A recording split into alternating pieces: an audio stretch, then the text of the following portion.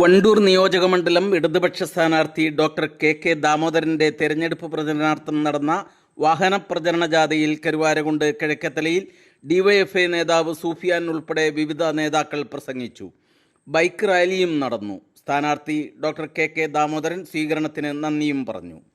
കഴിഞ്ഞ 10 വർഷമായി കേരളം ഭരിച്ച ഇടതുപക്ഷ മുന്നണി വളരെ ആത്മവിശ്വാസത്തോടെയാണ് തെരഞ്ഞെടുപ്പിനെ നേരിടാൻ ഒരുങ്ങുന്നത്.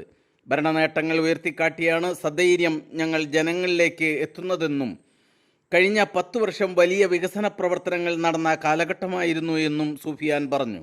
എന്നാൽ ഇതിനെ മറികടക്കുന്ന രീതിയിലുള്ള മറ്റ് ആശയങ്ങളോ ആരോപണങ്ങളോ ഒന്നും പ്രതിപക്ഷത്തിൻ്റെ പക്കലില്ല. വികസനത്തെക്കുറിച്ച് സംസാരിക്കുന്നതിന് പകരം പ്രതിപക്ഷം മറ്റ് ചില ആരോപണങ്ങളിലാണ് ശ്രദ്ധ കേന്ദ്രീകരിച്ചിരിക്കുന്നത്. പ്രത്യേകിച്ച് ന്യൂനപക്ഷ വോട്ടുകൾ UDFന് അനുകൂലമായി ഏകീകരിക്കാനുള്ള ശ്രമങ്ങളാണ് നടക്കുന്നത്.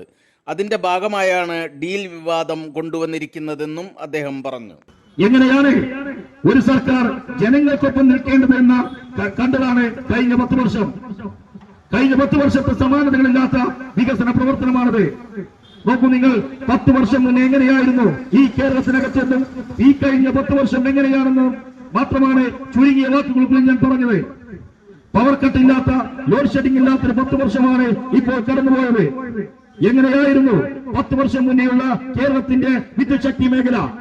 പവർ കട്ട് കൂട്ടേണ്ടി വരും, ലോഡ് ഷെഡിംഗിന്റെ സമയം കൂട്ടേണ്ടി വരും, കേരളത്തിലെ ഡാമുകളിൽ വെള്ളമില്ല എന്ന് പറഞ്ഞ് മാസത്തിൽ 2 തവണ പത്രസമ്മേളനം നടത്തിയ വിദ്യുത് ശക്തി മന്ത്രിയായിരുന്നു 10 വർഷങ്ങൾക്ക് മുന്നേയുള്ള UDFന്റെ ഗവൺമെന്റിൽ ഉണ്ടായിരുന്നെങ്കിൽ ഈ 10 വർഷം പവർ കട്ട് എന്നറിയാത്ത 10 വർഷമാണ്, ലോഡ് ഷെഡിംഗ് എന്നറിയാത്ത 10 വർഷമാണ് കടന്നുപോയത്.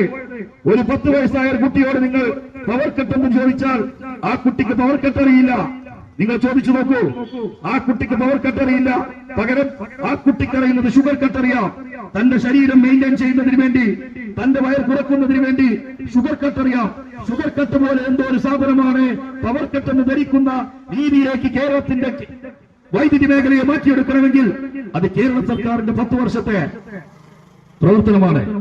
സമാനതകളില്ലാത്ത പ്രവർത്തനമാണ്. പവർ കട്ടും ലോഡ് ഷെഡിംഗും ഇല്ലാത്ത ഒരു കാലമാണ് കടന്നുപോയത്. നിങ്ങളുടെയും എന്റെയും വീടുകളിൽ ഒരു 15,000 രൂപയുടെ നഷ്ടമുണ്ടാവും ചിലപ്പോൾ. കാരണം ഉപയോഗിക്കാത്ത 10,000 രൂപയുടെ ബാറ്ററിയും 5,000 രൂപയുടെ ഇൻവെർട്ടറും അടക്കം ഈ സർക്കാർ വന്നതുകൊണ്ട് ഈ സംസ്ഥാനത്ത് നമുക്കുണ്ടായ നഷ്ടമെന്ന് പറയുന്നത് 15,000 രൂപയാണ്. പവർ കട്ടും ലോഡ് ഷെഡിംഗും ഇല്ലാത്തതുകൊണ്ട് ഇൻവെർട്ടർ ഉപയോഗിക്കേണ്ട ഒരു കാലമില്ല. അതുകൊണ്ട് നമുക്ക് 15,000 രൂപ നഷ്ടമാണ്. അത് നമുക്കൊന്ന് സഹിക്കാം. കാരണം ഇനി അത് വിറ്റാലും ചിലപ്പോൾ പണം കിട്ടില്ല. അങ്ങനെ സകല മേഖലകളിലും ക്ഷേമ പെൻഷൻ നോക്കൂ, നിങ്ങൾ 18 മാസക്കാലം മുടങ്ങിക്കിടന്ന ക്ഷേമ പെൻഷനാണ്. VS സർക്കാരിന്റെ കാലത്ത് 500 രൂപയും UDF ഗവൺമെന്റ് അധികാരത്തിൽ വന്നപ്പോൾ ഉമ്മൻചാണ്ടി 100 രൂപയും കൂട്ടി VSന്റെ കാലത്ത് ഒരു മുടക്കവും ഇല്ലാതെ കൊടുത്ത 500 രൂപ കേവലമായ 100 രൂപ കൂട്ടി 18 മാസക്കാലം മുടക്കി 18 മാസക്കാലം 1.5 വർഷക്കാലം ക്ഷേമ പെൻഷൻ മുടക്കി ഇവിടുത്തെ സാധാരണക്കാരെ ദുരിതത്തിലാക്കിയ കാലം ഉണ്ടായിരുന്നു, ഇല്ലേ? എന്നിട്ട് ആ ക്ഷേമ പെൻഷൻ എത്തിയോ ഇല്ലയോ എന്ന് നാഷണലിസ്റ്റ് ബാങ്കുകളുടെ മുന്നിൽ വരി നിന്ന് ക്യൂ നിന്ന് വെയിൽ കൊണ്ട കാലത്ത് നിന്ന് ഇന്ന് അവരുടെ വീടുകളുടെ അടുക്കളയിലേക്ക്, സ്വീകരണ കേന്ദ്രങ്ങളിലേക്ക്, സ്വീകരണ മുറികളിലേക്ക് കേരളത്തിന്റെ 2,000 രൂപയുടെ ക്ഷേമ പെൻഷൻ മുടങ്ങാതെ കൊടുക്കാൻ കേരളത്തിലെ ഇടതുപക്ഷ സർക്കാരിന് സാധിച്ചു. 62 ലക്ഷം പേർക്കാണ് ഈ കേരള സംസ്ഥാനത്ത് പെൻഷൻ കൊടുക്കുന്നത്. 62 ലക്ഷം പേർക്ക് ഇടതുപക്ഷ സർക്കാരിന്റെ മാനിഫെസ്റ്റോയിൽ പറഞ്ഞതാണ്, ഞങ്ങൾ അധികാരത്തിൽ വന്നാൽ നിങ്ങളുടെ വീടിന്റെ അടുക്കളയിലേക്ക് പെൻഷൻ എത്തിക്കുമെന്ന്. അന്ന് പലരും ചിരിച്ചു. എന്നാൽ ഇന്ന് സർവീസ് സഹകരണ മേഖലയിലെ ജീവനക്കാരെ വെച്ച്, കേരളത്തിലെ സർവീസ് സഹകരണ മേഖലയിലെ ബാങ്കുകളെ വെച്ച് ഇന്ന് കേരളത്തിലെ 62 ലക്ഷം ആളുകൾക്ക് 2,000 രൂപയുടെ പെൻഷൻ വീടിന് എത്തിക്കുന്നു ഇടതുപക്ഷ സർക്കാർ, പിണറായി ഗവൺമെന്റ്. 35 വയസ്സ് കഴിഞ്ഞ സ്ത്രീകൾക്ക് 1000 രൂപയുടെ പെൻഷൻ കൊടുക്കുമെന്ന് പറഞ്ഞു. എന്നാൽ പച്ചക്കള്ളമാണ് പ്രചരിപ്പിക്കുന്നത്. ഇടതുപക്ഷം കള്ളം പറയുകയാണ്. പഞ്ചായത്ത് തെരഞ്ഞെടുപ്പിൽ ജയിക്കാൻ വേണ്ടി മാനിപ്പുലേറ്റ് ചെയ്യുകയെന്ന് പറഞ്ഞു. എന്നാൽ ത്രിതല പഞ്ചായത്ത് തെരഞ്ഞെടുപ്പിൽ ഇടതുപക്ഷത്തിന് പ്രതീക്ഷിച്ച വിജയമുണ്ടായില്ല. എങ്കിലും ആ പദ്ധതി ഉപേക്ഷിച്ചോ? ഇല്ല. 1000 രൂപയുടെ 35 വയസ്സിനുള്ള മഞ്ഞയും പിങ്കുമുള്ള കാർഡുള്ള കേരളത്തിലെ പോരാളികൾക്ക്, അമ്മമാർക്ക്, കുടുംബിനികൾക്ക് 1000 രൂപയുടെ പെൻഷൻ കൊടുത്തു. ഒരു വട്ടം കൊടുത്തു, 2 വട്ടം കൊടുത്തു.